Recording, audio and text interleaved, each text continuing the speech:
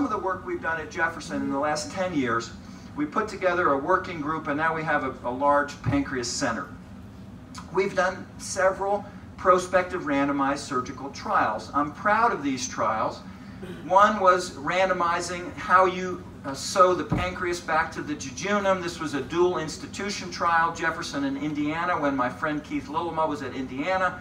And we randomized between ductal mucosa and invagination and showed that invagination seemed to be safer in our hands. This is a sort of trial that surgeons can do, but this is a technical trial. This is a trial of technique. Another trial that we did with our colleagues at Case Western was to look at how to close the pancreatic remnant after distal pancreatectomy. Should we add a patch and glue? And our results at least showed that adding a patch and glue over the cut end of the pancreas did not improve outcomes. It was a negative trial. A trial that my wife ran, Dr. Teresa Yo, was a magnificent trial because it asked a very important question. You know, patients that have a Whipple operation in China stay in the hospital about 40 days. They spend over a month in the hospital. We were planning on discharging most of our patients within a week or so after the Whipple, but Whipple patients were oftentimes not encouraged to get up and exercise and walk and get back to normal after their surgery. So Teresa Yo did this prospective randomized trial, randomizing between a walking program and no walking program, and showed that if you put patients on an exercise program, they'll do better as far as their health-related outcomes and their quality of life.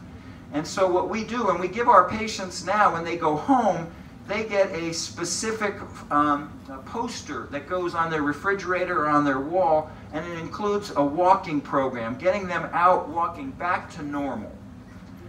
And then we've looked at Jefferson many different new technologies. This is just a nanoparticle technology using suicide gene backbone to deliver toxic medications to pancreatic cancer cells.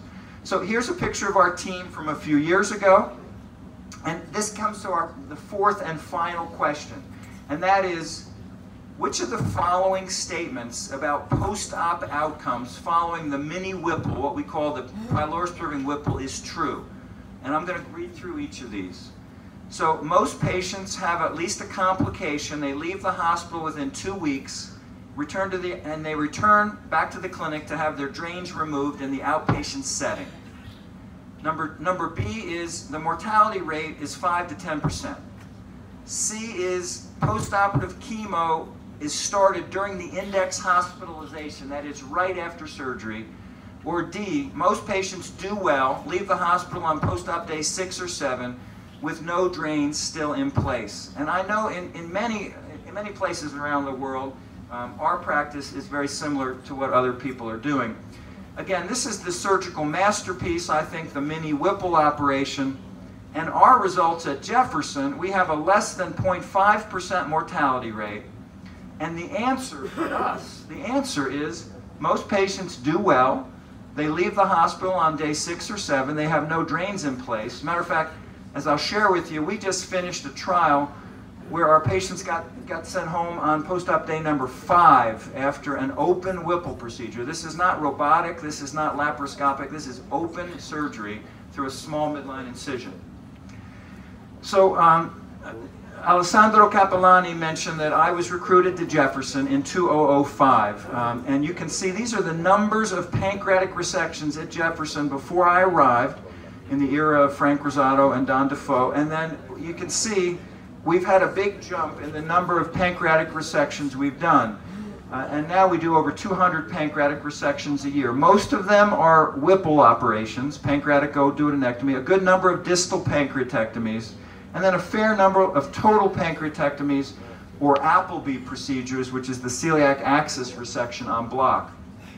We are the biggest, the highest volume hospital in all of Pennsylvania, the state of Pennsylvania, with 729 discharges over 3 years. UPMC, which is a wonderful hospital in Pittsburgh, trails us.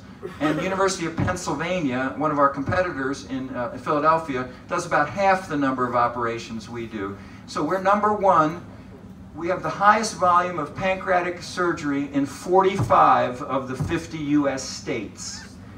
We recently hosted a big summit We remain #1 in our tri-state region. We just had our 12th annual symposium, and we just got a $1 million grant that I'm going to share with you about. This is the summit that took place a few years ago, led by John Brody here and many other researchers at Jefferson and from the East Coast of the U.S. This is a picture from our survivor photo from last year. Now, I want to tell you what you're seeing here. You're seeing patients with pancreatic cancer who had pancreatic resection all in one room. There's about 100 people here who had Whipple operations, distal pancreatectomies. This is a magnificent picture because it's one of the biggest concentrations of survivors of pancreatic cancer in the world because they're all in one room. And we've done this survivor photo now for 12 years. The numbers have grown every year. We just now hosted our 12th annual symposium just last weekend. We talked about how to target pancreatic cancer metabolism. We talked about what makes Jefferson unique in the fight against pancreatic cancer. But I wanted to share with you, because this is a surgical audience, some of the trials that we either have completed or are still ongoing. So I'm going to talk about a few of these trials very briefly, just a slide or two on each. The first, and one that I think was groundbreaking, is the HISLAR trial, which is the trial of restrictive fluid, or using 3% hypertonic saline, so as not to flood the patient with IV fluids during surgery. This is a trial that we did with you must do this with your anesthesiology team because they control IV fluids. And the critical element here is we're trying to reduce the complication rate of the Whipple operation. And there have been many things, octreotide method, nutritional support, drain management, many things that have been looked at. But one thing that hadn't been looked at well was IV fluid administration, hypertonic saline. So this study randomized patients to either 15 mils per kilogram per hour in the control arm or 10 in the study arm, with 1 mil per kilogram per hour being hypertonic 3% saline. The results were dramatic. We had a 25% reduction in complication rate, and this is very meaningful. And it actually got quite a bit of press in the United States where the media picked up this story. Checkup, Jefferson University backs reducing fluid, upping saline in cancer surgery. The media never quite get it right, but they were at least close to the right message here, which is that we have to be careful and we must restrict fluid at the time of major pancreatic resection. We just completed a celiac plexus nerve block trial, very easy to do, injecting alcohol around the celiac plexus in patients that are either unresectable or resected, and we showed in the trial that giving the nerve block for patients that have a pancreatic resection did not affect long-term outcome. We think it's because removing the tumor actually obviously disturbs all the nerves, and so there's no additional benefit to doing the nerve block. Another trial is the use of aspirin. We studied this very carefully. Should you use aspirin in patients who come to the operating room who may be on aspirin for cardiology reasons? There was a habit in the United States, if the patient was taking aspirin, to stop the aspirin prior to surgery. There was a fear that patients would bleed, particularly during major pancreatic surgery. That's completely false. That's incorrect. You should not stop aspirin prior to surgery. You can do a safe Whipple operation and continue the aspirin. If you stop the aspirin, you risk the aspirin withdrawal syndrome, and you actually increase the risk of cardiac disease, of stent failure, of MI. So we no longer stop aspirin. We do stop Plavix. If they're on aspirin and Plavix, if they're on aspirin and clopidogrel, we stop the clopidogrel, but we don't stop the aspirin. We maintain that throughout surgery. We've looked at the incidence of diabetes after pancreas resection, and interestingly, we found that there's a higher rate of hyperglycemia. There's a higher rate of diabetes after patients that undergo distal pancreatectomy as opposed to those that undergo the Whipple operation.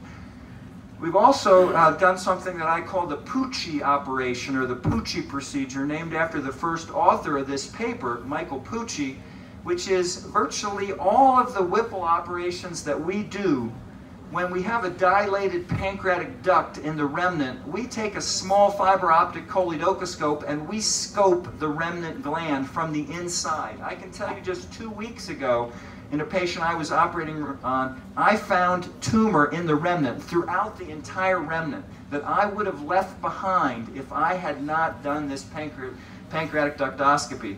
So in that patient 2 weeks ago, we actually completed the pancreatectomy and did a total pancreatectomy. What you're looking for at the time of pancreatic ductoscopy, what you want to see is this normal pancreatic duct here. But what we saw 2 weeks ago was cobblestoning and papillary projections from an IPMN that extended throughout the entire gland.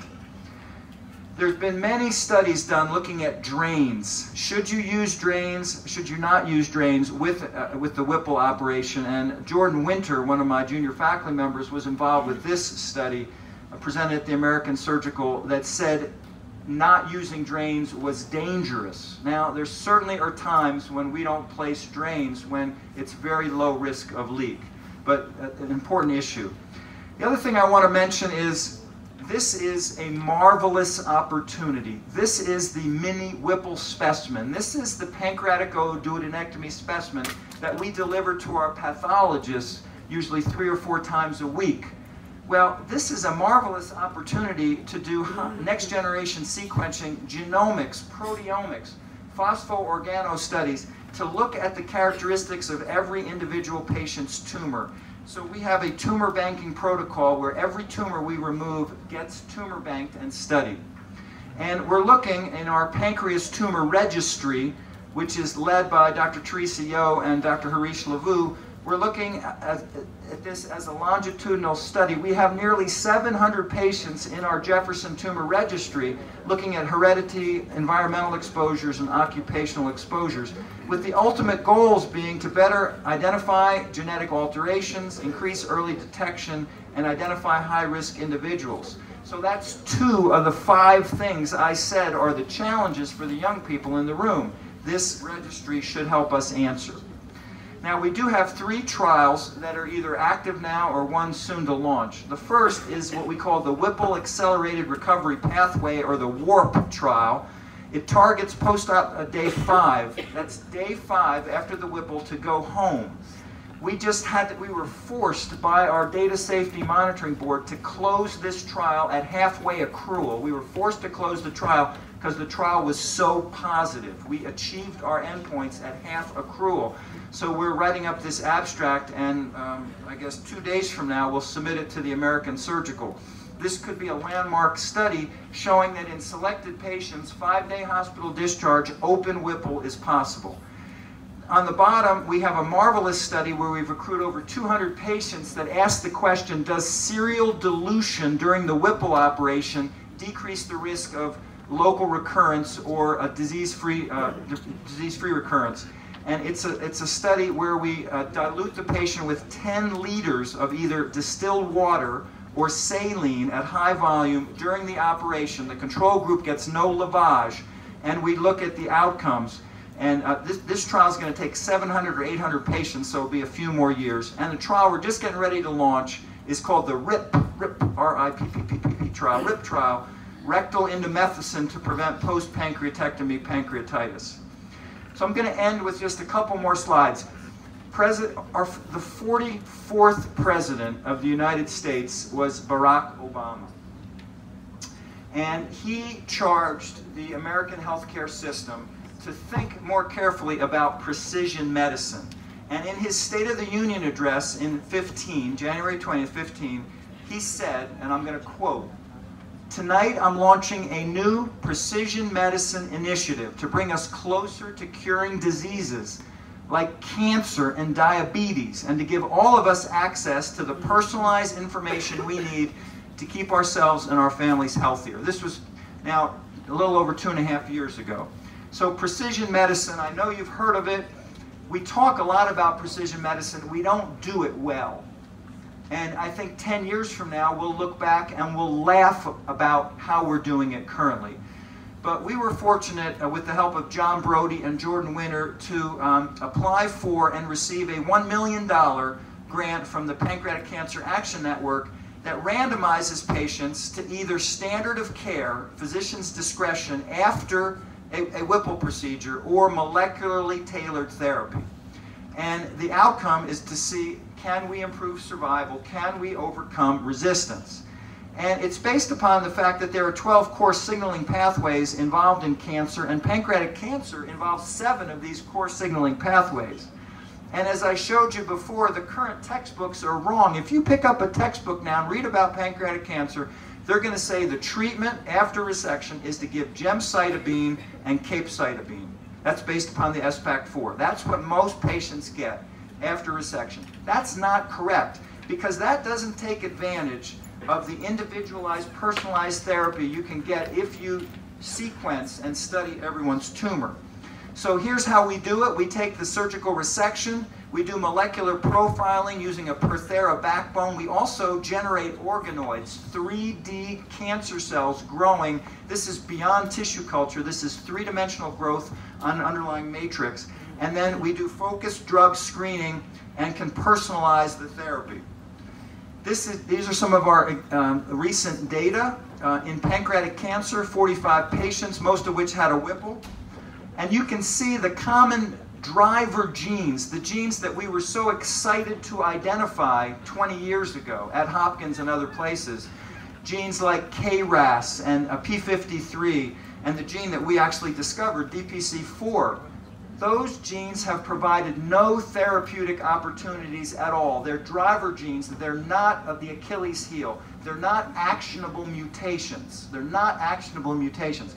Rather, the actionable mutations are in areas like PARP, in homologous recombination genes, or they're in FGFR genes, or they're in WENT genes. And that's the area. It turns out that over half of the patients that are resected with pancreatic cancer have actionable mutations. So our current vision is to do molecular profiling, liquid biopsies, probably add in adoptive immunotherapy so that these patients have a much better chance of surviving long term. So I want to acknowledge my team. I have a wonderful team led by Dr. Brody, Winter LeVoux, Teresa Yo, and our nurse practitioner, Shauna Kennedy.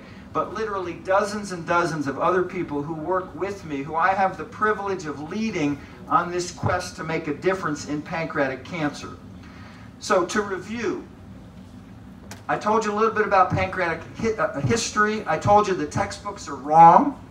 We talked a bit about epidemiology and parsimonious care. I hope some of the young people in the audience will take my 5 opportunities to heart and focus your careers on trying to focus on those 5 opportunities. I showed you some cool Jefferson stuff, and of course we talked a little bit at the end on where we are now, which is in precision medicine.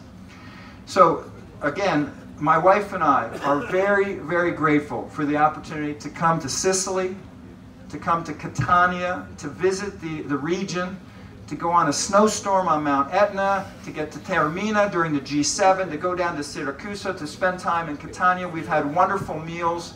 Professor Capellani and all the rest of the people here in Catania have been marvelous, marvelous hosts. And I thank you for listening to an American surgeon talking about pancreatic cancer at a university that's nearly 600 years old. That blows my mind. Thank you.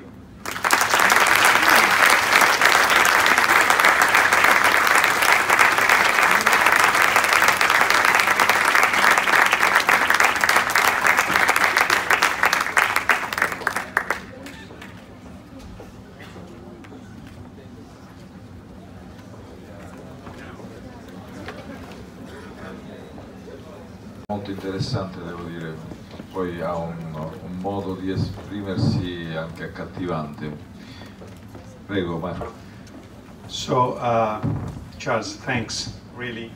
I think all of us understood well the difference between listen to some presentation, listen to a presentation like this. This is really a magistral lecture that I think in, I would say, half an hour, you get news that otherwise you need 1 month to read your books or surf in the literature to understand. So this really, thanks again for having shared with us all this information. And you keep your promise, you be provocative, and you are provocative. Just a little story. I remember in one of the last Pancreas Club when all the staff there are discussing about if it's necessary or not to measure the amylase in the fluid, and Charles stand up and say, "Please stone me. I don't never measure the amylase in the liquids." And so that's to show you the people you have listened to. It's really hard to comment of the stuff you told us. So I decided to show you some slides to show the situation which is currently going up in Italy as regarding of some of the topics you touch in your presentation.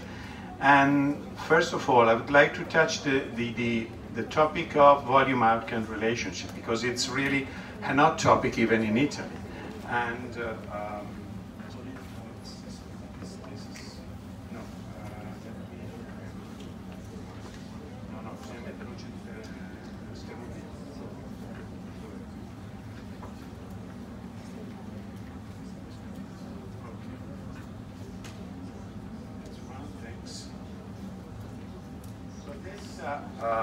this is the story begin with this paper that Charles has shown you.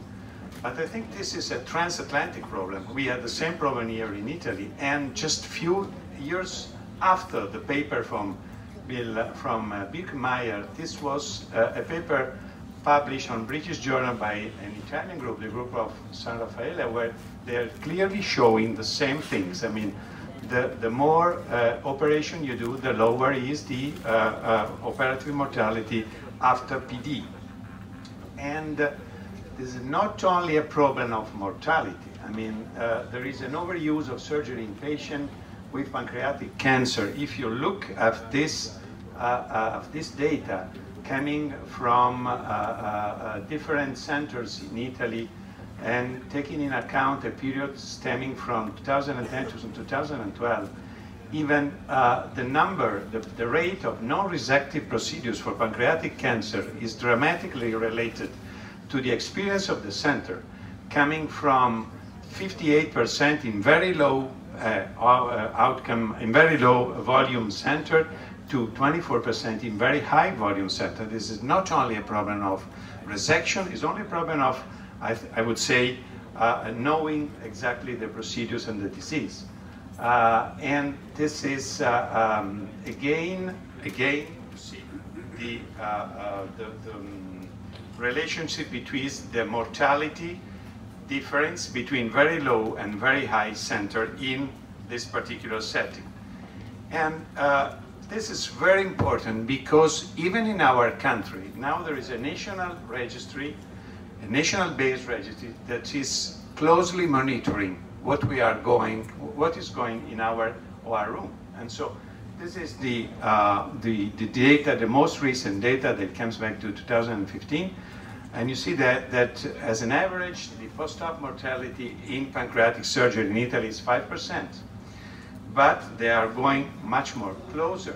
And if you look for this, in this situation, from, I think it's data from Holland, you see that we are not going so bad. I mean, this is a good average.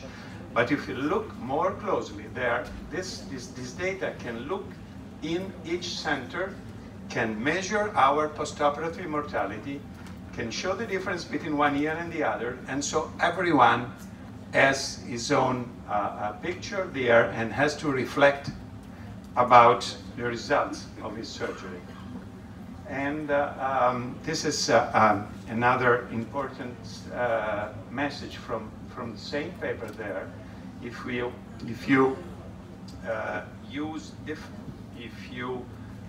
share the number according to the very low or very high number of patients, you see that again the mortality is closely related to the number of patients each center shows.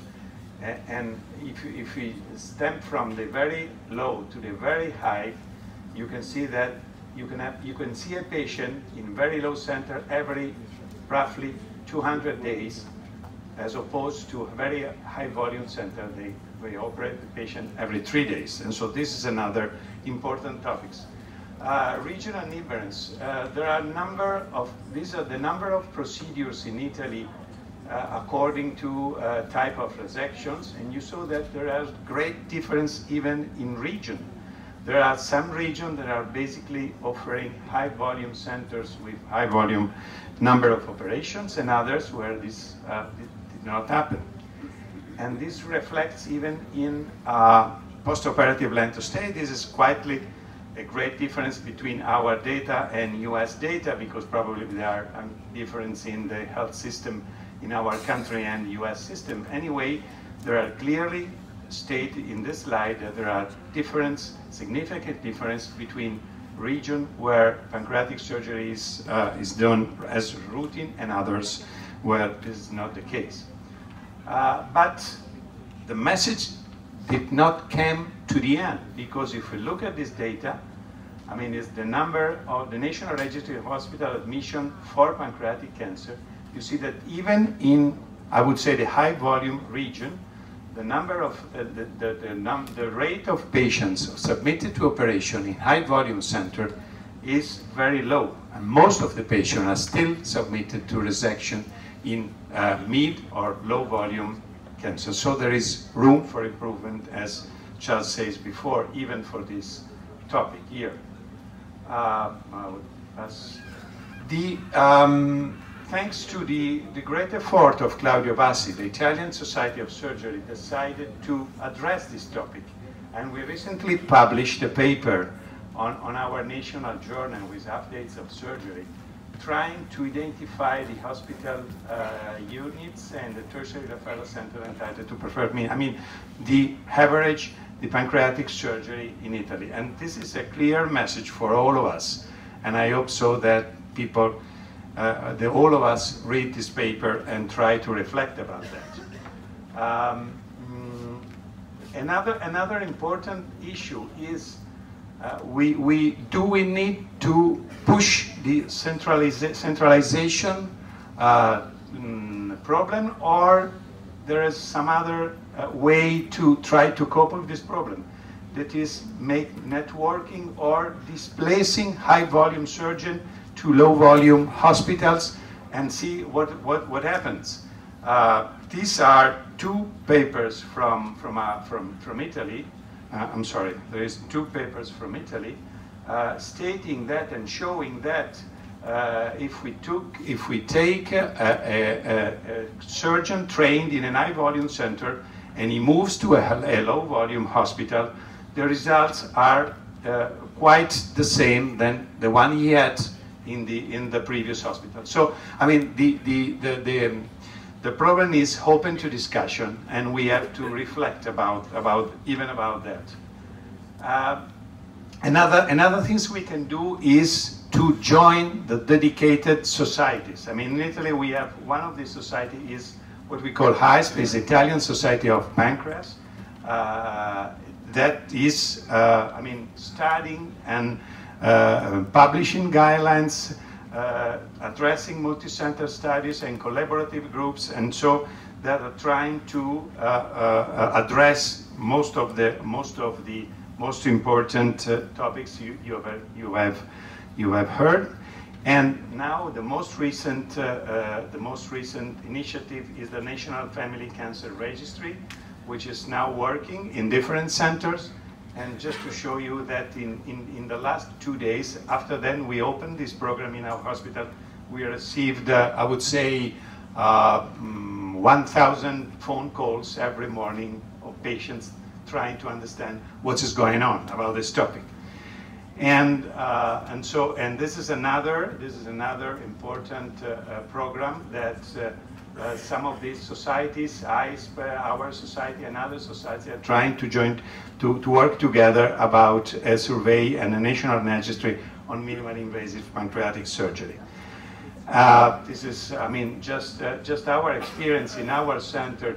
I would say this is a high volume center. And what is the real significance of high volume centers? high-volume centers are the centers that promote translational research. And you have just heard from the lecture of Professor Yo how translational research will be our future for cure this tumor.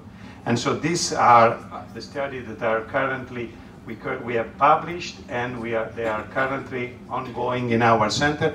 We are very lucky because we have the opportunity to work with a group of led by Professor Mantovani, who is one of the leader immunology and probably one of the best in the world, and so we are taking profit of his cooperation, trying to investigate some particular aspects such as the metabolomic analysis of the pancreatic juice, try to understand if this can help us in setting difference for this cancer. And just a conclusion, so centralization is an issue, and we have to reflect about that if it's really the problem. Inter-hospital networking, you've seen how many hospitals is working in Jefferson, and I think that we have to make system even here. Translational research will be the future. It's from this topic that we will have the answers for curing this cancer, and team working. I have to think that to say again another time that this is probably the most important thing we have to do. So thanks again for all of you, and thanks again, Professor Yo, for your lecture.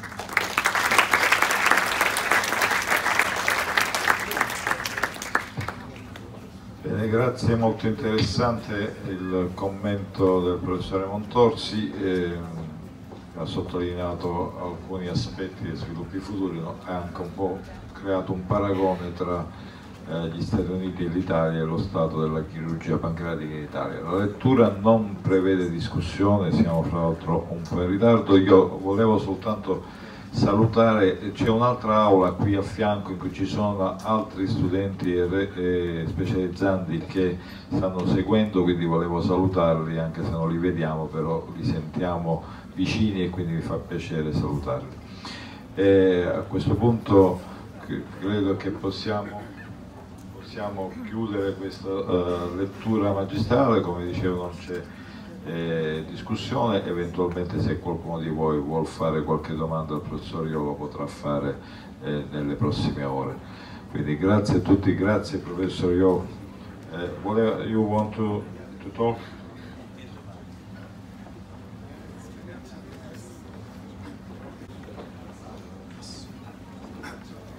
So again, thank you for your comments, Marco. And when we came from Jefferson, Dr. Palazzo, my wife, his wife Sylvia, and I, we didn't want to come empty-handed. So we thought it would be appropriate to bring 2 huge bags through customs and to give presents to our hosts. So I have a bag of Jefferson goodies, including a Department of Surgery tie and a Jefferson cup for Professor Capellano.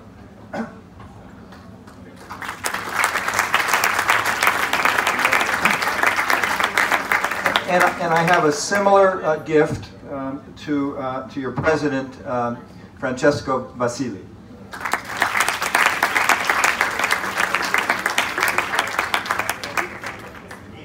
For you, hoping that you can learn Italian, and next time you can have a lesson in Italian.